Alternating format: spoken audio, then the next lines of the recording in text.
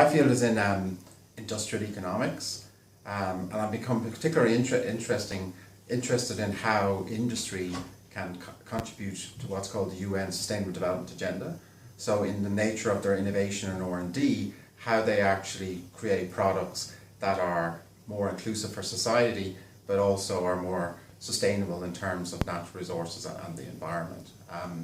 So I was part of the negotiation team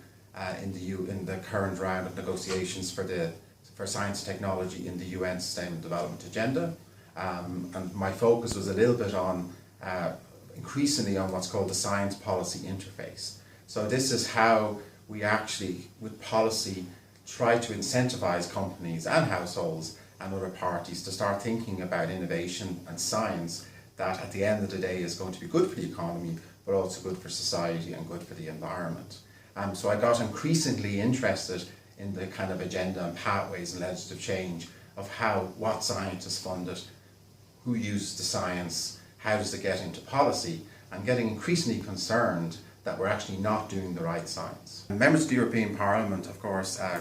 one of their key roles is obviously oversight on legislation, and I think it's very clear from the support services that the European Parliament are setting up that they want more and more input from science so that they can do a really good job in oversight of legislation that comes into regulation or directives in the European Parliament.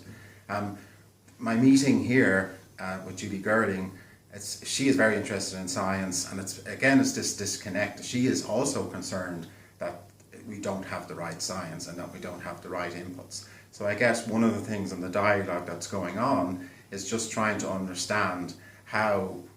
scientists can come together with parliamentarians and try to maybe come up with different processes and different incentives that come up through the European Commission and come up into the Parliament, so that we really do have research and development and R&D and innovation that addresses the economy, but also addresses society issues in society and also in natural resource and environmental issues.